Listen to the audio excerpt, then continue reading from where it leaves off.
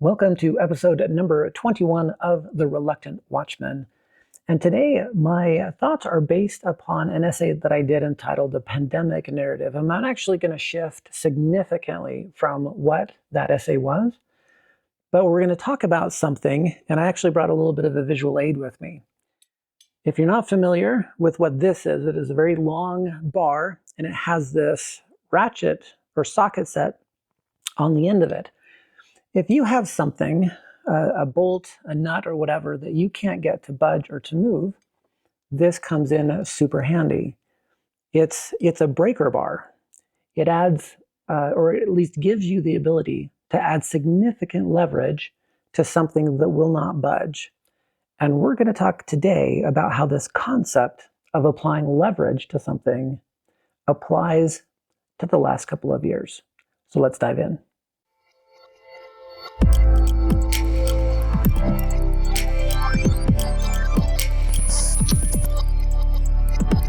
I originally wrote this essay in December of 2021, and I began with two different verses of scripture.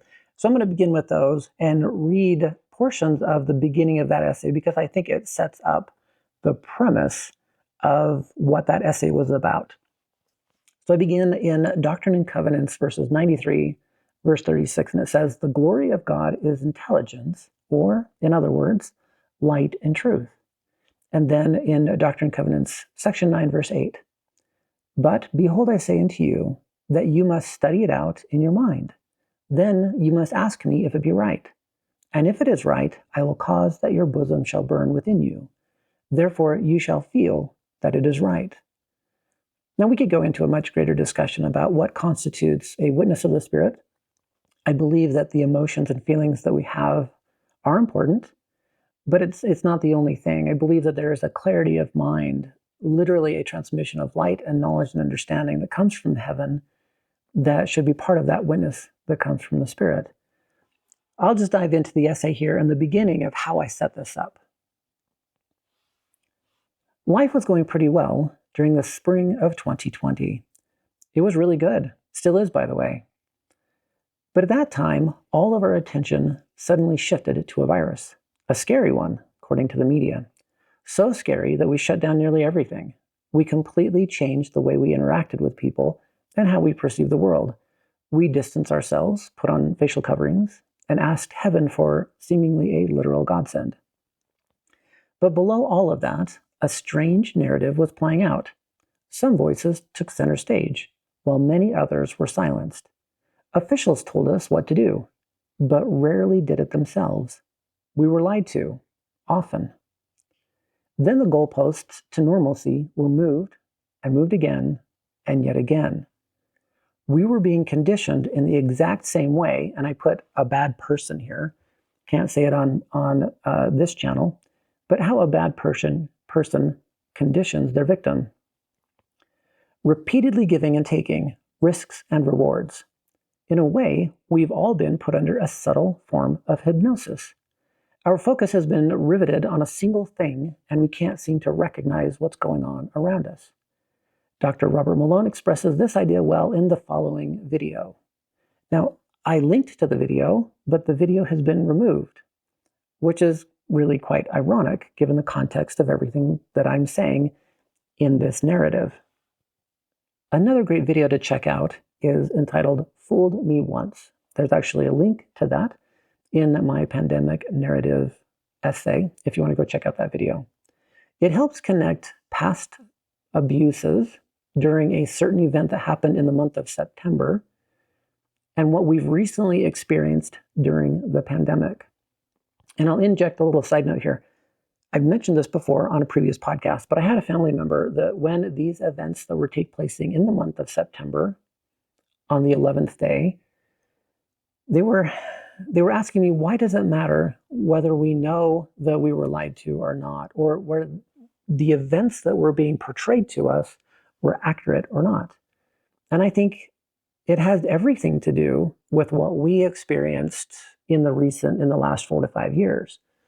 We were able to come to an understanding that there are people out there that will do just about anything for power, greed, authority, and that they truly will do anything for their own benefit and for their own profit.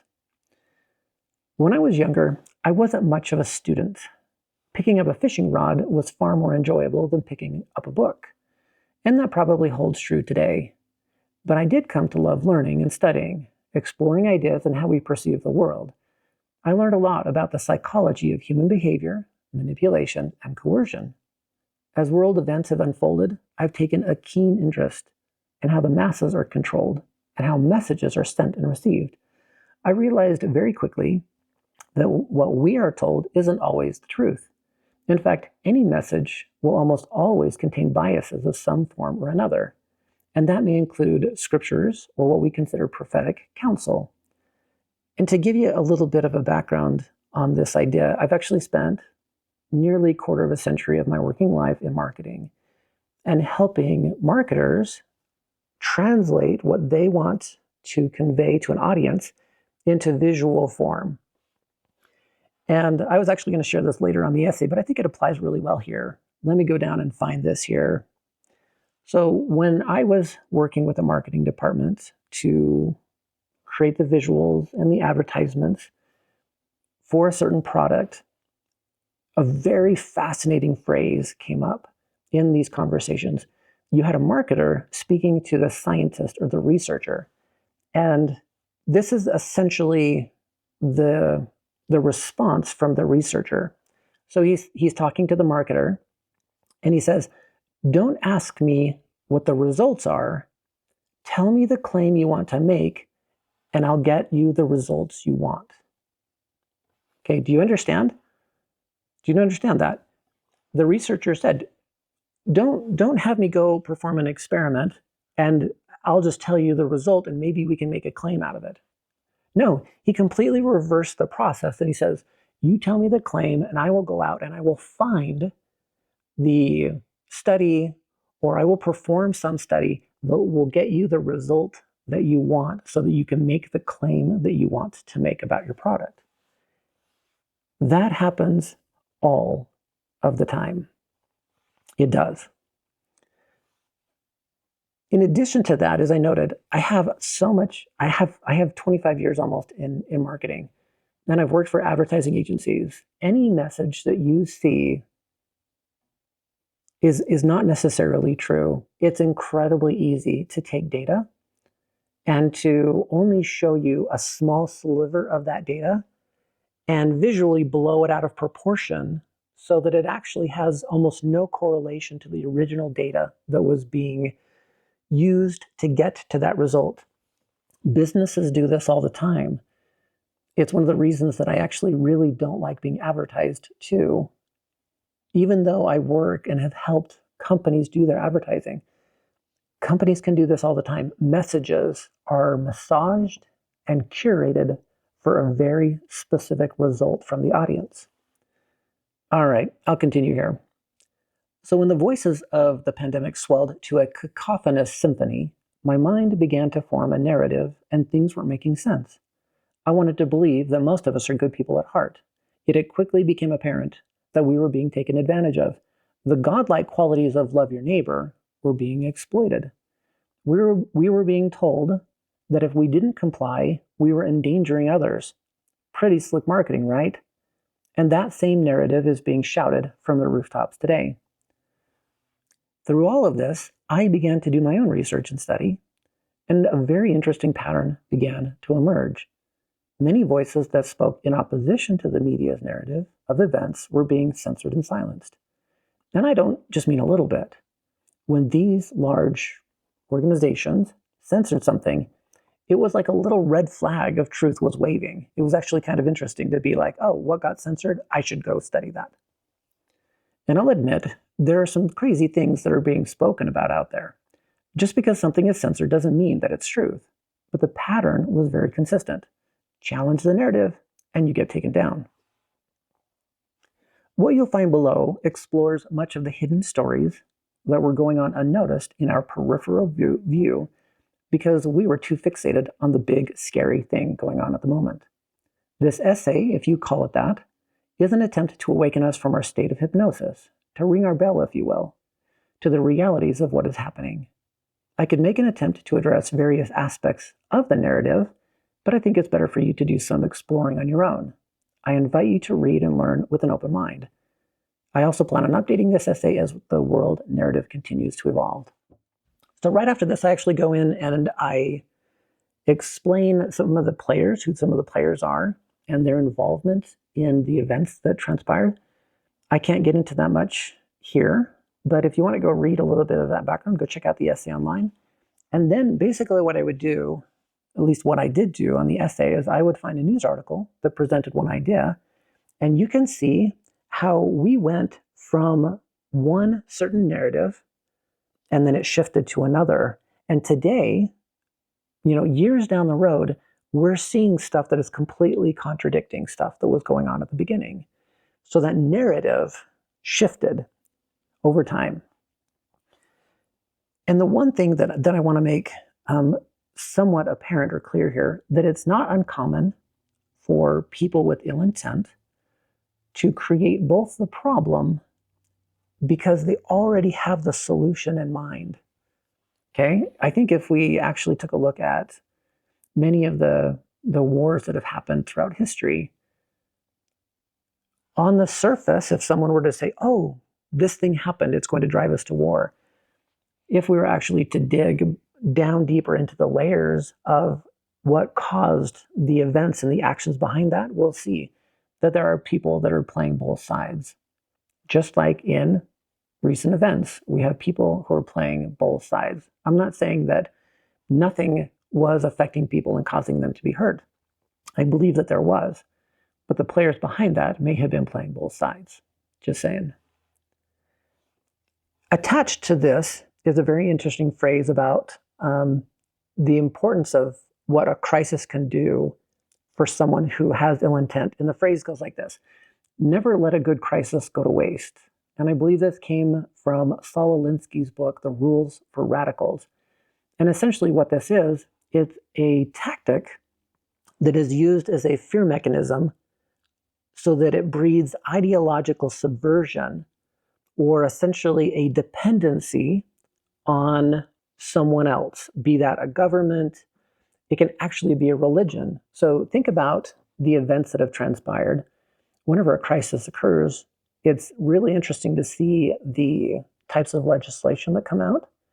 And what happens when, what can we say of an organization or an institution that uses fear to compel its people? Again, going back to this breaker bar analogy, what is to be said of an organization or institution that uses leverage? Now think about that within a religious context as well. There are religions that in order for you to seemingly save your family, be that your dead ancestors or to be together as a family forever, you have to comply to certain ideologies and beliefs and dogmas and teachings. You may not always agree with those. So for example, you may not agree that, the way that tithing is spent or the way that it is even collected is correct, but guess what? You have also believed that in order for your family to be saved, you seemingly have to pay these dues, right? They have leverage against you to get you to do something that you wouldn't do otherwise, but because they also have this carrot on the other end, you acquiesce to it or you give into it. I think it's important for us to be able to look to the scriptures for a little bit of a history lesson. And years ago, I found the events leading up to the crucifixion of Christ in the Book of Mormon to be really quite telling. We see the destruction, I believe it's happening in 35:9 and 10, and then the Savior comes in verse 11 and visits the people. But verse 6 is super fascinating. To give you a little backstory, the people had essentially been bombarded by robbers. They brought in many years of food storage to be able to basically starve out the robbers. And eventually that worked. That tactic worked. And they were able to begin to prosper in the land. And the fascinating thing is that we see this idea called the pride cycle repeated all throughout the Book of Mormon. But in this chapter alone, we see it happen in an extremely condensed period of time.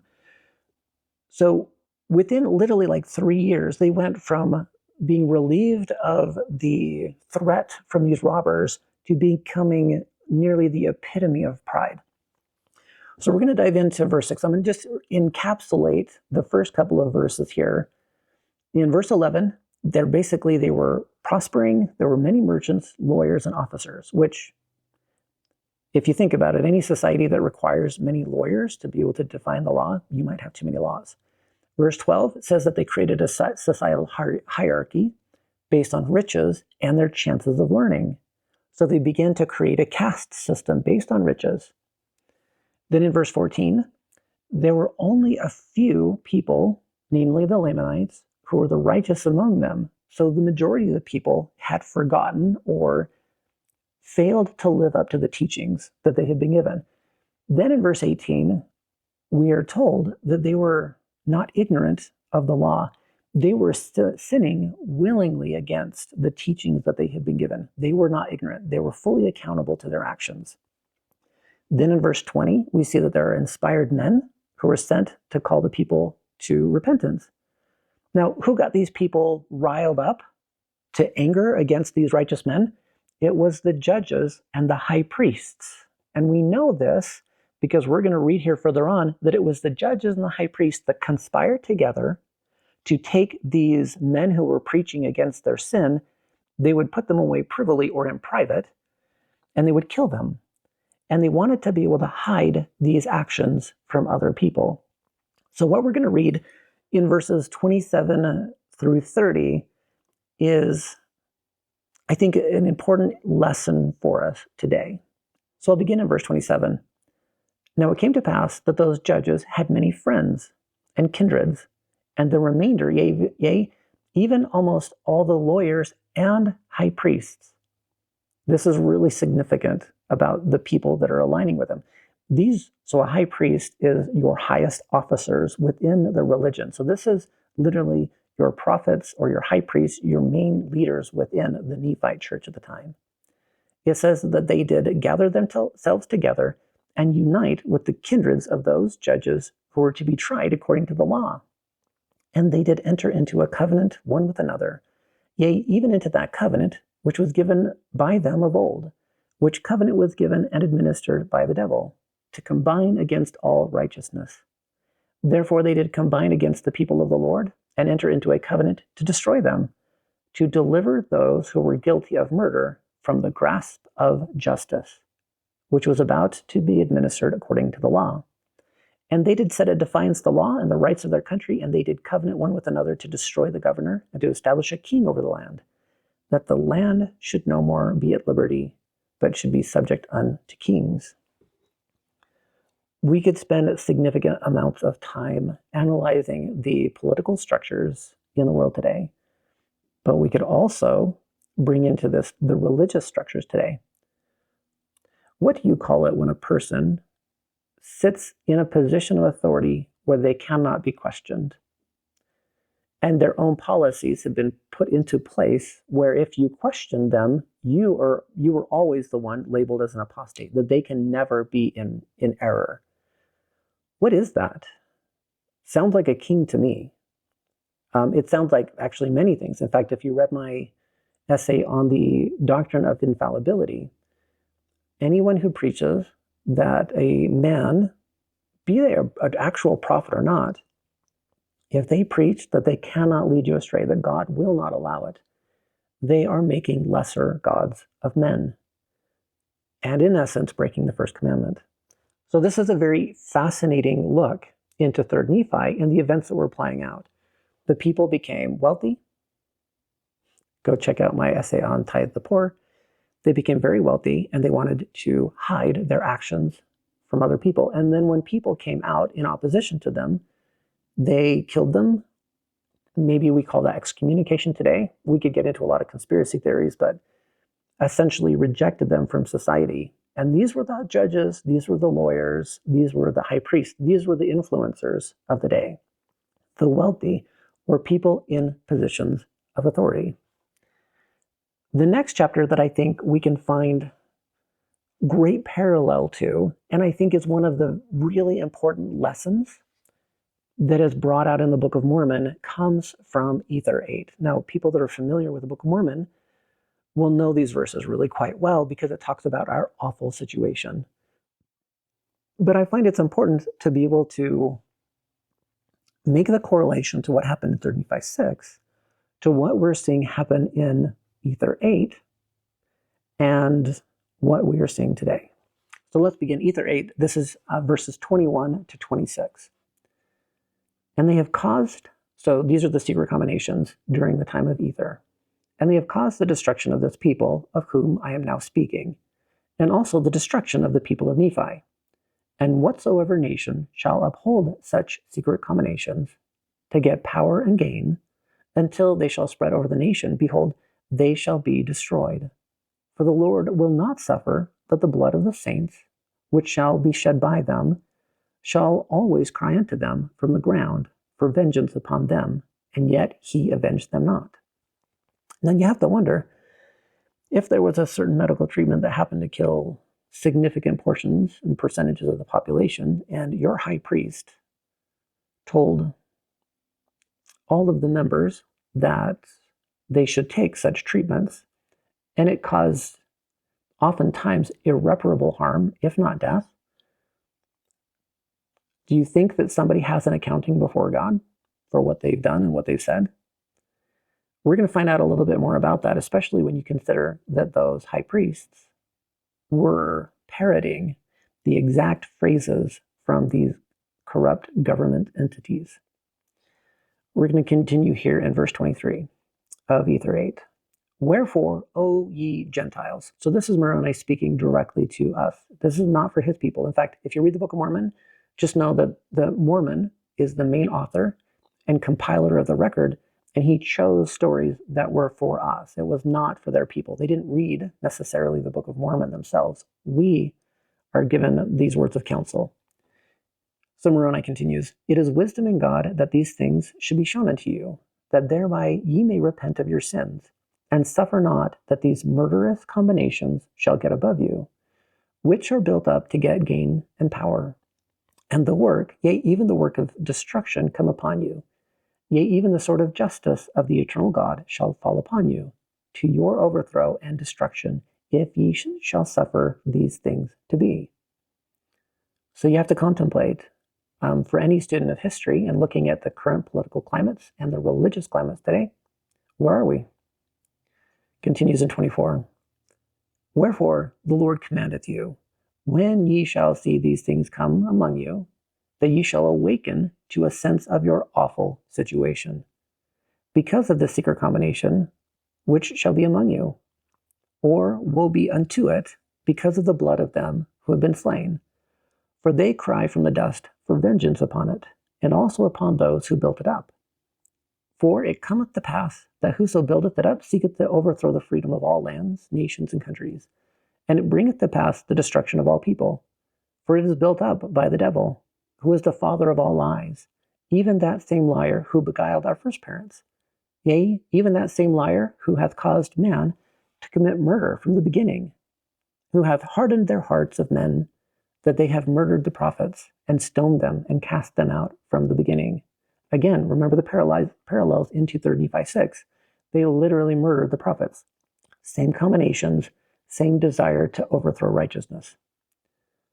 Wherefore, I, Moroni, am commanded to write these things, that evil may be done away, and that the time may come that Satan may have no power upon the hearts of the children of men, but that they may be persuaded to do good continually, that they may come unto the fountain of all righteousness and be saved.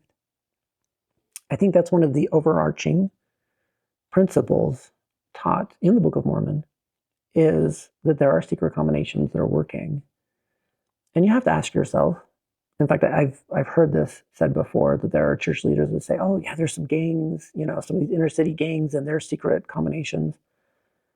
Oh, we have to think so much bigger than just some inner city gang or, whatever that little localized thing may be. We have to think much bigger. Secret combinations, people who conspire, are attracted to power, to greed, to authority, And essentially, it's rooted in selfishness, which is essentially the opposite of what Jesus Christ taught, which was selflessness or sacrifice or empathy for others. It was a few years ago that I read a book by, who was the author?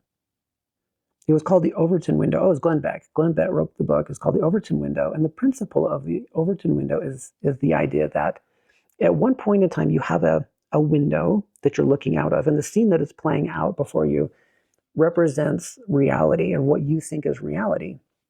And the more chaos or distractions that happen to the left or to the right are going to shift our perspective to that new reality. And the more that we have these calamities, this fear, right? We have these elements of fear, these events that are taking place. The more that they take place, the more that we shift our perspective. And the media has an extremely good ability to be able to shift our awareness of reality of what things are. They will feed things into the media, and this is all types of media, all social medias, all TV broadcasts, movies, anything that you are viewing as a consumer. You're consuming the information from these companies. They are doing things overtly or very in your face, but very covertly or subliminal in their messaging to get you to be able to react a certain way. So we've essentially gone, in this Overton window analogy, from what reality used to be, say in the 1930s and 40s and 50s. This is what home life used to be. And we are now looking at something that is almost completely opposite of that. And our children almost have no reality, or they don't realize that the reality they think is a reality is near an opposite of what they're looking at or were looking at prior. And I think a good way to look at this as well, and it's an important point, at least in my life, is that when I read and studied the early teachings of the life of Joseph Smith, his own writings and his own teachings, and I compared those with the Book of Mormon, in my mind, a completely different person emerged. A person who championed truth, but also championed agency and diversity in thought to be able to at least explore and express ideas and opinions. And today, if we were to look over time, I would say the majority of the things that Joseph Smith tried to bring about shifted and shifted and shifted to where we have this perspective where we're looking at today, which is completely opposite of what I think he was trying to do. And given there are fragments of truth, there's a skeleton there of things that were, in the beginning, but so much of it has changed that I think Joseph would look at it today and be like, what is this? What happened to what's going on? And if a person were to read a book like the Book of Mormon, for example, with just a clean slate, take all of your preconceived ideas about who you think those authors are speaking to, and just apply it to you and say, is that me? Or could that be my church that they're condemning for changing doctrine and for their hypocrisy or building up fine sanctuaries, or you name it? Just go down the list of how these ancient prophets prophesied of our day and corrupt and evil practices. Could that apply to us? Remove the paradigms and read the Book of Mormon again. And for me, it became an entirely different work. Just a completely different message as to who they were speaking to. If you're not aware, if you go back and look at the narrative that was presented through the media, it's fascinating how consistent it was across all platforms. And I say all platforms, we're talking news agencies, we're talking political pundits, and maybe especially religion. It was shocking for me to see how religious leaders were just stepping in line with global ideologies and marketing slogans. And if you don't think you're being marketed to today, in fact, this is kind of interesting. Maybe my friend might pick up on this. I have a friend that's been communicating with me, and he and I don't see eye to eye on a few things. He's in marketing. but for whatever reason cannot understand that he's being marketed to through these hashtags and slogans of the church. If you're listening, I really hope you understand that you are being marketed to. And on the surface, many of these ideas that are being marketed to people sound magnanimous. They have some alignment with truth. But when you peel back the layers and you get down to how those principles actually get implemented into the culture of society or religion, it's something almost entirely different, because there are certain prescribed ideas that you have to align to, namely, the government has your best interest at heart, or that the leader of your church can never lead you astray. Hence, everything that comes from his mouth is from the Lord, right? Inherent biases that are built in, that when we hear these things on the surface, we think, oh, those guys are totally prophets.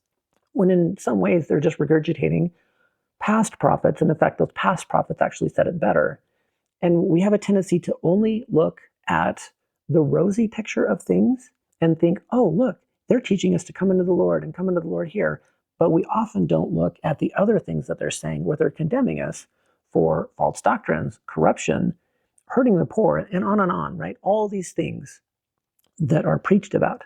If you want 2 great verses or chapters of scripture to go read, go check out 2 EP.28 and Mormon 8. And read that with a clean slate, with no biases, and think, who are those 2 authors speaking to? Before I end here, I just want to bring in a couple of little interesting data points. I'm going to read this little quote. This came from a news story.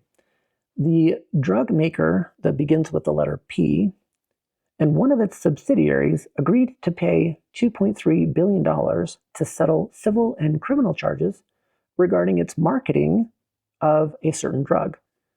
As part of the settlement, this company that starts with the letter P pled guilty to a felony violation of the Food, Drug, and Cosmetic Act for marketing the drug with the intent to deceive and mislead the public. The criminal portion of the fine is the largest fine ever levied by the United States government. Put that into perspective. They were held financially liable for being intentional in their deception and misleading the public. I mean, if you watched my video on the SEC fine, I think the LDS Church took a page right out of their playbook, right? It was intentional deception, repeated intentional deception. Now, let's put this also in the context of how our governments align on some of these things. Here is a little unknown piece of legislation that was passed in 1988. This is the U.S. Code 300AA-22, Standards of Responsibility, Section B, Unavoidable Adverse Side Effects Warnings. No, and I will call it the treatment, no treatment manufacturer shall be liable in a civil action for damages arising from a treatment-related injury or death associated with the administration of certain treatments after October 1st, 1988. If the injury or death resulted from side effects that were unavoidable, even though the treatment was properly administered or properly prepared and was accompanied by proper directions and warnings. So think about that a little bit. Our government passed legislation that held any of these drug manufacturers completely non-liable. There's no liability on the part of these companies to produce whatever they want. Think about that. They can do whatever they want without being held accountable. And our government, I believe this was under Reagan, for those of you think what you want of Reagan, but allowed this to be passed. I saw a meme on the internet actually just before I was preparing this video in my notes. And if you can visualize a man, be it a corporate spokesman or whatever, but he's standing at a podium and he has all of these like IV lines stringing off behind him, and cowering down on the ground behind him are a bunch of men in lab coats. Ponder that visual as you hear this quote. An important scientific study proves that the result of a scientific study depends entirely on where its funding is coming from. You've heard the phrase follow the money, right? Think about it in that context. So I want to bring all of this back to my original analogy that I had of this breaker bar in this socket wrench. I actually have a bolt on my truck right now. I'm going to be doing the brakes, and I can't get that bolt to turn. So when I bought this wrench specifically so that I can break that bolt loose. And as I was talking with that gentleman, I also got some additional advice, and he says, well, in addition to this, if the pressure on this doesn't work, there are other means that you can use. You can take heat, for example, take a blowtorch and just settle that right on that nut and warm things up and see if that's going to break it loose. And if that doesn't break it loose, guess what you can do? You can also take the opposite effect, and you can take this freeze-off stuff and you spray that on there, and that will allow it to contract as well. And that expansion and contraction combined with a breaker bar will allow you to be able to obtain your desired results. I just want you to keep that in mind as you evaluate the events of the last decades about how certain people can use various methods to compel and to coerce and to condition you for a desired outcome and result. Just think about that. In the end, I believe it comes down to where we actually put our trust. And as I've repeatedly said, 2 Nephi 28:31 talks about how a curse will follow those who put their trust in the arm of flesh, and that includes me putting trust in myself or anyone else, unless I validate those things that I'm doing, thinking, or believing with heaven and petition a witness of the Spirit in all things. I can't express enough how significant and important that is. You're going to get all of these messages that come from the media. A person that I really have enjoyed reading his story is Vinnie Tolman, and he talks about this idea of the religion of fear. And I'd like to do an essay on that. But there are organizations that their goal and intent is to get you to be afraid. They really want you to be afraid and to persist in a constant state of fear. And they will also do that risk reward that I mentioned at the beginning of the essay. They'll give you a little bit and then take away. It's a risk reward, risk reward. In the end, it is only that petition to God that helps us to come to know truth for ourselves, which leads to peace. The world around us can be in chaos, but we can have peace in our hearts knowing that we have put our trust in God, and that we can have a sure knowledge that that will be for our benefit and for the benefit of others. And it doesn't mean that life will be comfortable. In fact, oftentimes it means that life will be quite uncomfortable. I think I even mentioned this to a family member. The path that I've taken and chosen to go down in my life isn't a path that I've chosen because I want to appease other people. Because in reality, speaking up like this and having conversations and dialogue like this are the uncomfortable approach. They're not the easy approach, but I know that it's important because it has led to a very deep and resounding peace in my own life. I'd like to end on a phrase or on a quote that I wrote. I swear I spent an hour trying to put my thoughts together on this quote. I had a conversation with a friend, it's probably been a month now, and he shared an experience that he had in the Spirit.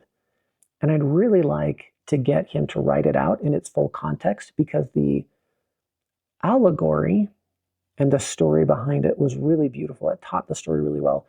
Considering it was his story and it was very personal to him, I'm going to get permission to share that before I do anything on it. But here's the principle, and I think the principle can be shared. And it goes like this. One of the greatest keys to discernment is coming to know the light so well that all other distractions or ills will pale in comparison to the love of God. The flaws and imperfections will be apparent simply because we have intimate experience with the pearls of light. So I'm going to read that one more time. One of the greatest keys to discernment is coming to know the light so well that all other distractions or ills, we could say evil, will pale or be readily apparent in comparison to the love of God. The flaws and imperfections will be apparent simply because we have intimate experience with the pearls of light. We could spend endless lifetimes trying to focus on the imperfections of, well, I'll say the tactics of evil, right? How do I find out if something is bad or good? And in reality, instead of us trying to find the flaws in these things that we're seeing around us, come to know intimately the love of God so well that that light will be so quickly identified by you that all other things will just simply seem off. That's all you need to do, is come to know God so well that all other things will take, what we would say in modern language, a backseat to those things that we're learning. And I think it helps us simplify the process that we're going through in this life. Instead of spending endless hours trying to decipher the ills of this world, focus on the good. And that will help us to advance ourselves closer to God more than I think anything else that we could do. So in the end, it's my hope that we can come to know God for ourselves, asking for, petitioning for a witness of the Spirit in the things that we're doing and how we should be guided and directed in the way that we perform our labors in this life, in the things that we do, the things that we believe, and how we act in this life. So thank you for checking it out. I hope you have a wonderful rest of your day, and we'll catch you guys on the next episode.